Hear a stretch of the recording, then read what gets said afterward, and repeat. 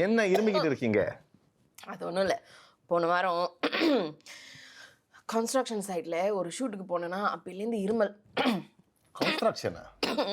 அங்கே இந்த இந்த டஸ்ட்டு இந்த ஸ்மோக்லாம் நிறையா இருந்துச்சா, அதான் பத்தாதுக்கு என்னை சுற்றி ஒரு 4 பேர் ஸ்மோக் பண்ணிக்கிட்டே இருந்தாங்களே. சிகரெட்டா? சிகரெட் அடித்தது பத்தம் இல்லாமல் என் மூஞ்சிலே இருமிக்கிட்டே இருந்தாங்க. அதான் இதெல்லாம். என்ன சொல்கிறீங்க? உங்கள் மூஞ்சிலே இருமுனாங்களா? ஒரே நாளில் இவ்வளோ விஷயம் அனுபவிச்சிருக்கீங்களா? நீங்கள் எதுக்கும் ஒரு லங் ஸ்க்ரீனிங்க்கு போயிடுங்க.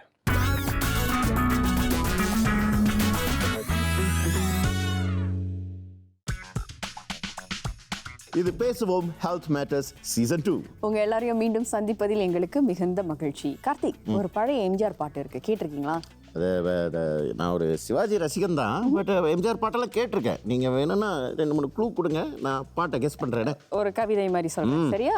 தவறு என்பது தவறி செய்வது, தப்பு என்பது தெரிந்து செய்வது, தவறு செய்தவன் திருந்த பார்க்கணும், தப்பு செய்தவன் வருந்தி ஆகணும். நல்ல நல்ல பிள்ளைகளை நம்பி இந்த நாடே இருக்குது தம்பி. நல்ல பாடல். ஆனால் இந்த பாடலோட ஏன் இந்த எபிசோடை நம்ம ஆரம்பிக்கிறோம்? கார்த்திக், நான் எதை சொன்னாலும் சரியா தான் சொல்வேன், ஒரு காரணத்தோட தான் சொல்லுவேன். இப்போ உதாரணத்துக்கு புகை பிடிச்சா நம்ம எல்லாருக்கும் நுரையீரல் புற்றுநோய் ஏற்படும் வாய்ப்பு இருக்குன்னு தெரியும். ஆனா இருந்தும் உலகத்துல 1.4 பில்லியன் மக்கள் புகை பிடிக்கிறாங்க. அப்ப இது தப்பா தவறா? நீங்கள் அப்படி வரீங்களா? அப்படி பார்த்தா சந்தேகமே இல்லை ஷாமினி, தப்பு தான்.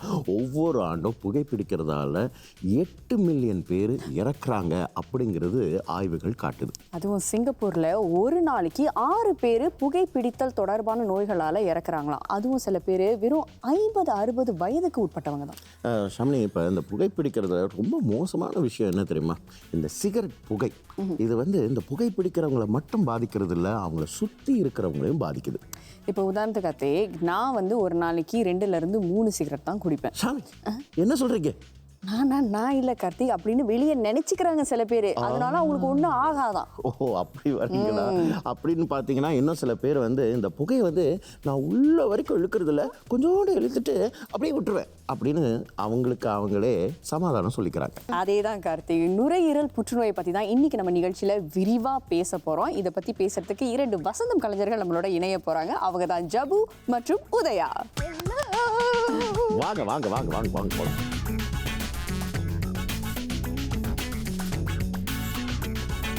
புகைப்பிடிக்கிறது, இந்த புகைப்பிடிப்பதால் பாதிக்கப்பட்டவங்க உங்களுக்கு யாராவது தெரியுமா? புகைப்பிடிச்சு பாதிக்கப்பட்டவங்களை எனக்கு அவ்வளோ தெரியாது. நான் அதிகமாக பாதிக்கப்பட்டிருக்கேன். லேக் ஆஃப் ஸ்டெமினாலாம் இருக்கும். ஸோ அந்த மாதிரி விஷயங்களை தான் டாக்டர்கிட்ட கேட்டு தெரிஞ்சுக்கலான்னு ரொம்ப சுவாரஸ்யமான நிகழ்ச்சிக்கு வந்திருக்கு. ஒரே ரெமெடி கொடுத்து மொத்த பிரச்சனையும் எப்படியாவது சால்வ் பண்ணிடலாம் அப்படின்னு கேட்கறதுக்கு தான் அவர் வந்திருக்காரு. பட் பர்சனலி எனக்கு யாரும் பாதிக்கப்பட்டவங்க தெரியாது. ஆனால் புகைப்பிடிக்கிறதுனால நிறைய பாதிப்புகள் ஏற்படும்னு படிச்சிருக்கேன், தொலைக்காட்சியில் பார்த்துருக்கேன், அவ்வளோதான். புகைப்பிடிக்கிறது மட்டும் இல்லை, இன்னைக்கு நம்ம நுரையீரல் புற்றுநோய் இதை பற்றியும் நம்ம பேச இருக்கோம், சரியா? அதனால புற்றுநோய் அறுவை சிகிச்சை நிபுணர் டாக்டர் அனீஸ் இவர்கிட்ட தான் நிறைய கேள்விகள் கேட்க போறோம், தெளிவும் பெற போறோம். அதனால அழைப்போம் அவரே. வாங்க டாக்டர் அனீஸ். வணக்கம். வணக்கம். வணக்கம் டாக்டர், உட்காருங்க. டாக்டர், இன்னைக்கு டாப்பிக்கை பார்த்தீங்கன்னா நாங்கள் எல்லாருமே ஒரு யூகத்தில் தான் வந்திருக்கோம். நிறைய விஷயங்கள் கேள்விப்பட்டிருக்கோம், ஆனால் அது எந்த அளவுக்கு உண்மை அப்படிங்கிறத உங்ககிட்ட தான் கேட்டு தெரிஞ்சுக்க போகிறோம். சிகரெட் புகைக்கும் நம்ம நுரையீரலுக்கும் என்ன சம்பந்தம்? அது எப்படி பாதிக்கப்படுது? புற்றுநோய், நுரையீரல் புற்றுநோய் எப்படி ஏற்படுது? ஒரு சிகரெட் பார்த்தீங்கன்னா அதில் 3 பாகம். 1 பேப்பர், 2வது அது ஃபில்டர் வைக்கிற பட், 3வது அதில் இருக்க டொபாக்கோ. டொபாக்கோலேருந்து வர்றது தான் நிக்கோட்டினிங்கிற கெமிக்கல் தான் உங்கள் மூளையை பாதித்து திருப்பி உங்களை சிகரெட் பயிர சொல்லுது. அது அடிக்ஷன். ஆனால் அந்த பேப்பர் எரியறதுனால வர்ற கெமிக்கல் கார்பன் உங்கள் நுரையீரலில் போகிறதுனால அது கலந்து வர்ற கெமிக்கல்லேருந்து உருவாகிற ரியாக்ஷனில் தான் உங்களுக்கு இந்த புற்றுநோய் உருவாகும்.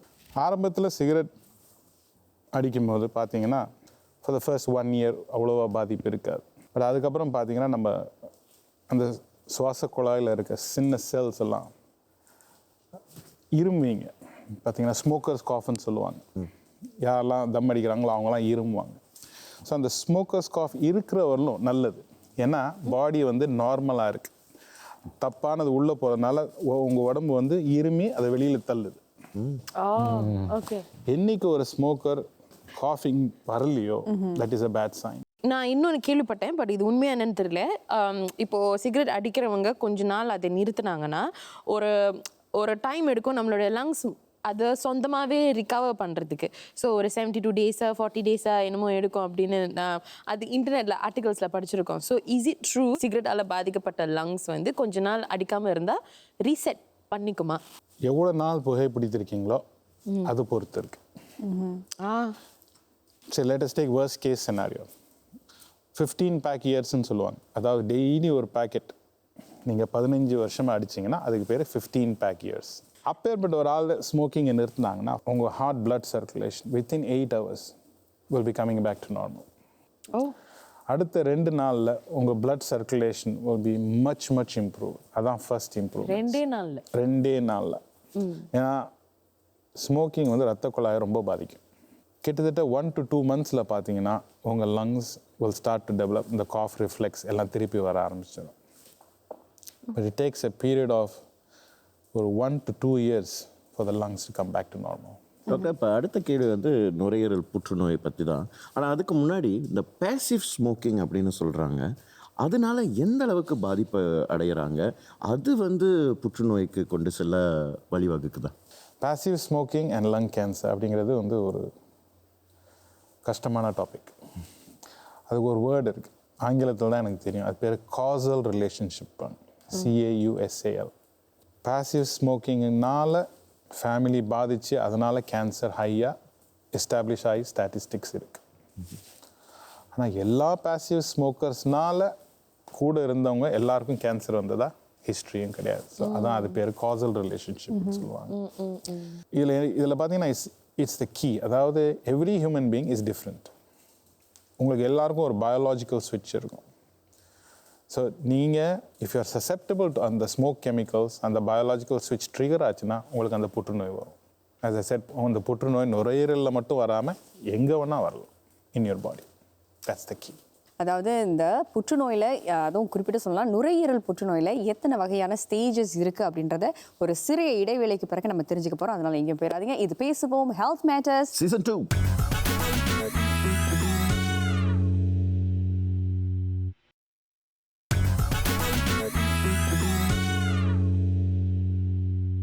இது பேசுவோம் ஹெல்த் மேட்டர்ஸ் சீசன் 2.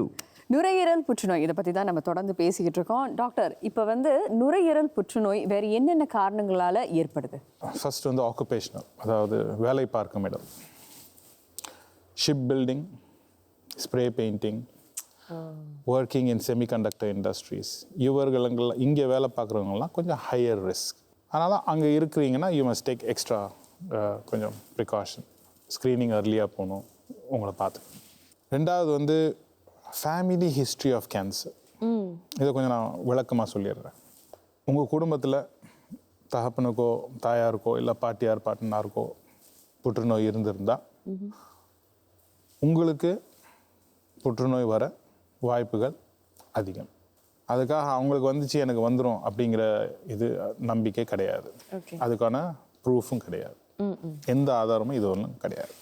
புற்றுநோய், அதாவது நுரையீரல் புற்றுநோயில் வந்து பல வகையான ஸ்டேஜஸ் இருக்குது. அதை பற்றி கொஞ்சம் விளக்கம் சொல்லுங்கள். ஸ்டேஜ் 1லேருந்து stage 4, stage 4, 4 stage lung cancer. Stage 1 வந்து யூஸ்வலாக எப்படி கண்டுபிடிப்பீங்கன்னா it is by screening. Okay. இன்றைய நிலைமை அப்படி தான். மோஸ்ட் காமன், அதாவது நமக்கு தெரிஞ்ச புற்றுநோயோட காமன் சிம்டம் அப்படின்னா இருமல். 3 மாதமாக இருமிட்டு இருக்கேன், பல தடவை ஜிபிட்ட போய் ஆன்டிபயோட்டிக் சாப்பிட்டேன், ஆனால் அந்த இருமல் போகவே இல்லை. இருமுனா எனக்கு வந்து காலையில் இருமுனா லைட்டாக ஃப்ளெமில் ரெட் கலராக ஏதாவது வெளியில் வருது. 3வது மூச்சு வாங்குது. 4வது என்னை அறியாமலேயே நான் வந்து என்னோடய எடை குறைஞ்சிக்கிட்டே போயிட்டுருக்கு. நான் நல்லா சாப்பிட்டு என்னோடய எடை குறைஞ்சிக்கிட்டே இருக்கு. ஜென்ரல் வீக்னஸ், டயர்ட், இதெல்லாம் வந்து எந்த புற்றுநோய்க்கான அறிகுறிகள். சரி டாக்டர், இப்போ ஓரளவுக்கு நீங்கள் ஸ்டேஜ் 1, ஸ்டேஜ் 2 பற்றி சொன்னீங்க. இப்போ ஸ்டேஜ் 3ல என்ன நடக்கும், என்ன எதிர்பார்க்கலாம்? ஸ்டேஜ் 1 ஸ்டேஜ் 2ல முக்கியமாக கவனிக்க வேண்டிய விஷயம் என்னன்னா ட்ரீட்மெண்ட் அதுக்கு வந்து surgery is the first line of treatment. Surgery treatment அப்படின்னு இந்த ரெண்டும் ஒரே சென்டென்ஸில் வந்துச்சுன்னு வச்சிங்களேன், அப்போனா உங்களுக்கு சான்ஸ் ஆஃப் க்யூர் இருக்குது. அதாவது நீங்கள் புற்றுநோயிலேருந்து காப்பாற்றப்படலாம், குணமடையலாம். ஸோ அது வந்து ஸ்டேஜ் 1 and 2ல ஹை. ஸ்டேஜ் 1ல வெரி ஹை, 85%. ரொம்ப சின்னதாக இருந்து நீங்கள் ஏர்லியாக கண்டுபிடித்தால், ரொம்ப சீக்கிரமே கண்டுபிடித்தால், சிகிச்சை செஞ்சு உங்களுக்கு கிட்டத்தட்ட 90% சான்ஸ் இருக்குது கம்ப்ளீட் க்யூர் எடுக்கிறது. ஸ்டேஜ் 3ல வந்து அது எப்படி ஸ்டேஜ் 3ன்னு சொல்லுவீங்கன்னா, ஒன்று உங்கள் நுரையீரலில் மட்டும் இல்லாமல் நெறி கட்டிக்குதுன்னு சொல்லுவாங்க தெரியுமா, லிம்ஃப் நோட்ஸ். நீங்கள் ரொம்ப ஓடிட்டீங்க அப்படின்னீங்கன்னா உங்களுக்கு இங்கே பெயின் வரும். ஆமாம் ஆமாம், அது பேர் நெறி கட்டிக்குன்னு சொல்லுவாங்க. அப்படின்னா லிம்ஃப் நோட்ஸ் பெருசாகிடுச்சும்பாங்க. அதே மாதிரி நுரையீரல்லையும் கேன்சர் ஃபஸ்ட்டு வந்து லிம்ஃப் நோட்ஸ் தான் பரவும். லிம்ஃப் நோட்ஸ் பரவிட்டால் அது ஸ்டேஜ் 2ஆக மாறி அதிகமான லிம்ஃப் நோட்ஸ் போயிடுச்சுன்னா அது ஸ்டேஜ் 3ஆக மாறிடும். அதுக்கு பேர் தான் ஸ்டேஜ் 3. அதுக்கும் அறுவை சிகிச்சை செய்யலாம். ஆனால் அறுவை சிகிச்சை செய்யறதுக்கு முன்னாடி பல விதமான ட்ரீட்மெண்ட் கொடுக்கணும். கீமோ கொடுக்கணும், அதில் அட்வான்ஸ் கீமோதெரப்பி, இம்யூனோதெரப்பின்னு சொல்லுவாங்க. அதெல்லாம் கொடுத்துட்டு திருப்பி அறுவை சிகிச்சை செய்யலாம். இன்றைய நிலைமையில் ஸ்டேஜ் 4 அப்படின்னு பார்த்தீங்கன்னா 10% தான் they will survive beyond 2 years, 10 to 15%. So யோசிச்சு பாருங்கள், stage 1 80 to 85%, stage 4 15%. So difference நிறையா இருக்குது. ஸோ இப்போ இருக்கிற நவீன தொழில்நுட்பத்தினால நுரையீரல் புற்றுநோய் is no more a death sentence. Doctor, இப்போ வந்து ஒரு சின்ன காணொளி, அதில் வந்து ஒருத்தர் தன்னுடைய அனுபவத்தை வந்து பகிர்ந்துக்கிறாங்க. அதை பார்த்துட்டு தொடர்ந்து கேள்விகள் கேட்க போகிறோம். இதோ எனக்கு வந்து இப்போது 42 வயசு ஆகுது. சமீபத்தில் தான் எனக்கு வந்து புற்றுநோய் இருக்கிறது தெரிஞ்சுது. ஏன்னா நான் வந்து 6 மாதம் ஒருக்கா வந்து செக்கப்புக்கு போவேன். அப்போது வந்து கொஞ்சம் அப்நார்மலிட்டி இருந்தது என்னோடய டியூமர் மார்க்கர் செல்ஸில். அப்போது அவங்க என்னோட ஜிபி சொன்னாங்க வந்து போயிட்டு இப்படி ஃபர்தர் செக்கப்புக்கு போனோம்னு சொல்லி அனுப்பினாங்க. அப்போது வந்து டாக்டர் கன்ஃபார்ம் பண்ணினாங்க நாடியூல்ஸ் எல்லாம் கொஞ்சம் அப்நார்மலிட்டி இருக்குது, அப்போ அது கேன்சராக புற்றுநோயாக மாறலாம்னு சொல்லிட்டு. இந்த புற்றுநோய் வரத்துக்கு வந்து நான் வந்து புகையும் குடிக்க மாட்டேன். நான் வந்து ஹை ரிஸ்க் என்வாயரன்மெண்ட்லும் நான் வேலை செய்யறதில்லை. என்னோட புற்றுநோய் இப்போ ஸ்டேஜ் 1ல் இருக்குது.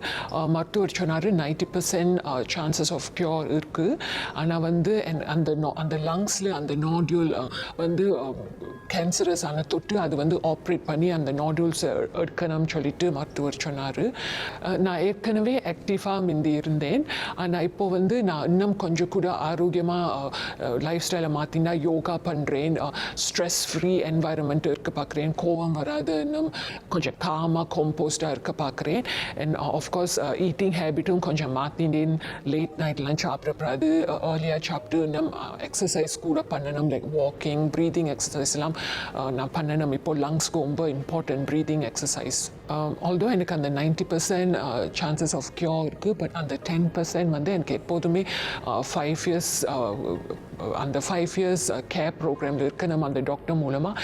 ஏன்னா அவள் வந்து எப்போதும் 6 months 3 months ஒன்ஸ் வந்து எனக்கு ஒரு ஸ்கேன் எடுத்து அந்த லங்ஸில் ஏதாவது வேறு நாடியூல்ஸ் ஃபார்ம் பண்ணியிருக்கா, அப்படி புற்றுநோய் இருக்கிற நாடியூல்ஸ் ஃபார்ம் பண்ணியிருக்கான்னு செக் பண்ணிவிட்டு சொல்லுவாங்க. ஸோ எனக்கு அந்த 5 இயர்ஸில் அந்த கண்டினியூவேஷன் ஆஃப் த ப்ரோக்ராமில் இருக்கணும்.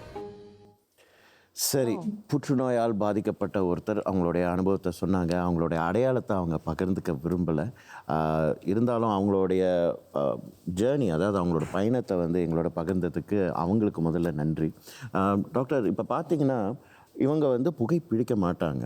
ஆனால் அவங்களுக்கு போய் ஒரு பரிசோதனை செய்தப்போ வந்து ஸ்டேஜ் 1 லங் கேன்சர் அப்படின்னு வந்திருக்கு. நீங்கள் சொன்ன பல காரணங்களில் என்ன காரணமாக இருக்கக்கூடும்? ஹை ரிஸ்க் என்வாயர்மெண்ட்லையும் வேலை செய்யலைன்னு சொல்லியிருந்தாங்க. ஸோ இதுக்கு ஆங்கிலத்தில் ஒரு வார்த்தை இருக்குது மருத்துவத்தில், இடியோபேத்திக். இடியோபேத்திக் அப்படின்னா காரணம் தெரியவில்லை, ஃபேமிலி ஹிஸ்ட்ரி இல்லை, ஸ்மோக்கிங் ஹிஸ்ட்ரி இல்லை. ஸோ ஒரு மருத்துவம் நான் சொல்லலை, as a human being I would just say bad luck. இப்போ இந்த அறுவை சிகிச்சை மூலமா வந்து இந்த புற்றுநோய் செல்களெல்லாம் நம்ம வந்து அகற்றோம் அப்படின்னு வச்சுக்கோங்களேன் டாக்டர். அதுக்கப்புறம் அவங்களுக்கு வந்து புற்றுநோய் இல்லை அப்படின்னு சொன்னதுக்கப்புறம் அது மறுபடியும் வர்றதுக்கான சாத்தியங்கள் எத்தனை விழுக்காடு? ஐ மீன் வாட் இஸ் த பெர்சன்டேஜ்ல? அதை ஸ்டேஜை பொறுத்து இருக்கு. இப்போ நீங்கள் காட்டின வீடியோவில் பார்த்தீங்கன்னா அவங்களுக்கு ஸ்டேஜ் 1ன்னு சொன்னாங்க இல்லையா? இப்போ ஸ்டேஜ் 1ல் வந்து சில ஸ்டேஜ் 1லாம் வந்து கேன்சர் டைப் ஆஃப் செல் பொறுத்து இருக்கு. வெரி ஹை க்யூர் ரேட் சொல்லலாம். 5 வருஷம் வரலாம் அவங்கள வந்து ரெகுலராக ஸ்க்ரீன் பண்ணுவோம். புற்றுநோய் திரும்பி வரவில்லைன்னா க்யூர்னு சொல்லுவோம். 90%. It can be as high as 90%, as low as 80%. So 80 to 90% for stage 1 மட்டும். ஆனால் எப்பவுமே 100% சொல்லலையே இல்லையா? அப்போ இந்த மாதிரி தருணத்தில் ஏன் வருதுன்னு கேட்குறேன். டியூமர் பயாலஜின்னு சொல்லுவாங்க. இப்போ அந்த கேன்சர் உங்கள் பாடியில் அந்த கீ ஸ்விட்ச் ஆன் பண்ணிட்டு உங்கள் இதில் வேறு மாதிரி பிஹேவ் பண்ணும், அவங்க இதில் வேறு மாதிரி பிஹேவ் பண்ணும். நீங்கள் ஏற்கனவே ஸ்மோக்கிங் பண்ணி உங்கள் லங்கெல்லாம் மோசமாக இருந்துச்சுன்னா சான்சஸ் ஆஃப் ரெக்கரன்ஸ் திருப்பி வர்றதுக்கு பாதிப்பு ஹையர். ஸோ அந்த சாம்பிள் எடுக்கிற அந்த டியூமர் பயாலஜின்னு சொல்லுவாங்க. அதுலேருந்து என்ன தெரிய வருகிறதோ அதுலேருந்து நாங்கள் சொல்லலாம், ஓரளவுக்கு சொல்ல முடியும் உங்களுக்கு வர்றது திருப்பி வர சாத்தியம் அதிகமாக இருக்கா கம்மியாக இருக்கா. எனக்கு ஒரு கேள்வி டாக்டர். இப்போ கேன்சர் வருது, வந்துட்டு க்யூர் ஆயிடுறாங்க, இப்போ திரும்ப வருது, அப்புறம் இனிமேல் வராமல் இருக்கிறதுக்கு என்ன மாதிரி ப்ரிகாஷன் எடுத்துக்கிறேன், என்ன மாதிரி விஷயங்கள் செய்யணும்னு அந்த கேள்வி நான் கேட்க விரும்புகிறேன். ஆக்சுவலி அது வந்து ஒரு ரொம்ப நல்ல கேள்வி. நிறைய பேர் தெரிஞ்சுக்கணும்னு ஆசைப்படுவாங்க. ஆனால் இப்போ வந்து ஒரு சிறு இடைவேளைக்கு பிறகு அந்த கேள்விக்கான பதிலை நீங்கள் தெரிஞ்சுக்கலாம். இன்னும் நிறைய கேள்விகள் வரப்போகுது. தொடர்ந்து பாருங்கள். இது பேசுவோம் ஹெல்த் மேட்டர்ஸ் சீசன் 2.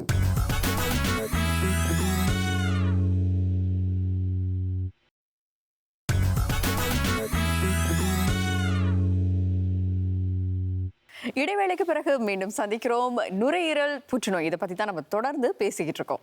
டாக்டர், இடைவேளைக்கு முன்னாடி வந்து ஜப்பு வந்து ஒரு கேள்வி கேட்டிருந்தாரு. அதாவது இந்த புற்றுநோய் சிகிச்சைக்கு அப்புறம் மறுபடியும் அது வந்து ரீலாப்ஸ் ஆகாமல் இருக்கிறதுக்கு என்னென்ன ப்ரிகாஷன்ஸ் எடுத்துக்கலாம், என்னென்ன நடவடிக்கைகளில் ஈடுபடலான்னு கேட்டிருந்தாரு.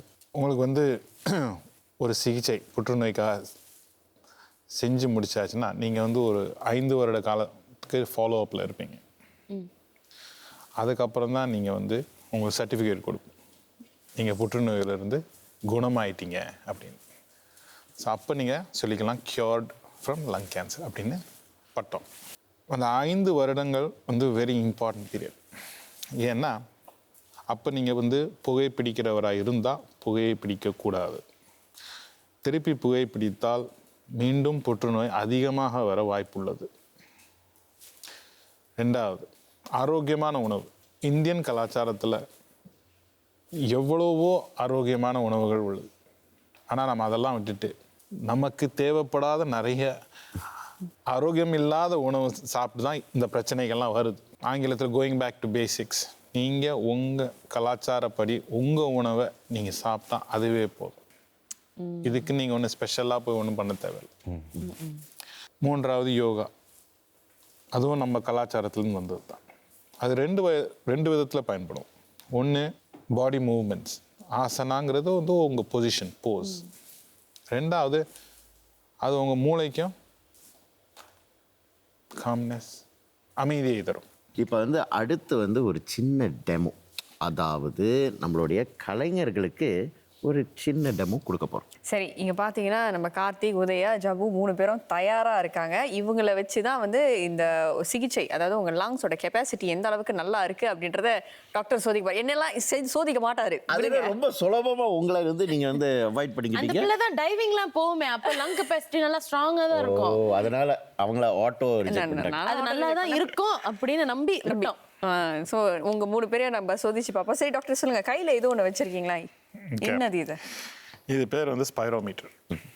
ஓகே, இது வந்து சிகிச்சை போகிறதுக்கு முன்னாடியும் சிகிச்சை செஞ்ச உடனே அதுக்கப்புறம் சில வாரங்கள் மாதங்களுக்கு இது செய்ய சொல்லுவோம். ஓகே, ஸோ இதில் 2 பாகங்கள் இருக்குது. இந்த பாகம் இங்கே தான் வாய் வச்சு இதை இழுக்கணும், ஊதக்கூடாது, மூச்சு உள்ளே வாங்கணும். இந்த ஸ்பைரோமீட்டரோட மெயின் பாடி இதான், செகண்ட் பாடி இது. இங்கே இருக்கிற இந்த மஞ்சள் மார்க்கை மேலே வரல இழுக்கணும், எவ்வளோ முடியுமோ அவ்வளோ இழுக்கணும். அது ஃபர்ஸ்ட் ஸ்டெப்.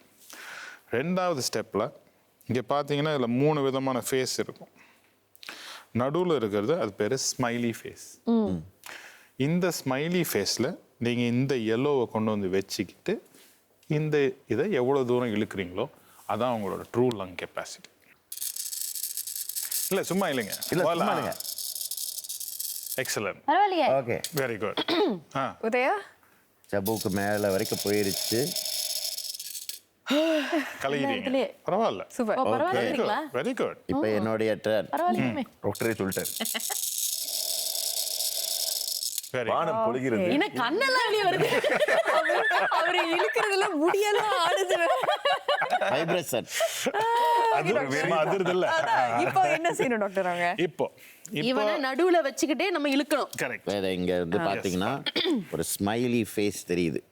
இந்த ஸ்மைலி ஃபேஸ்க்குள்ள அந்த எல்லோ இருக்கணும். நீங்களே முதல்ல செஞ்சு காட்டிருங்க கார்த்தி.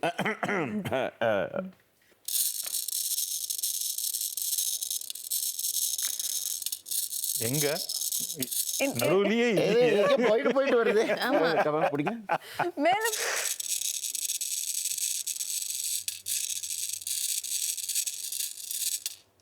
ஆயிரத்தை தாண்டலையே.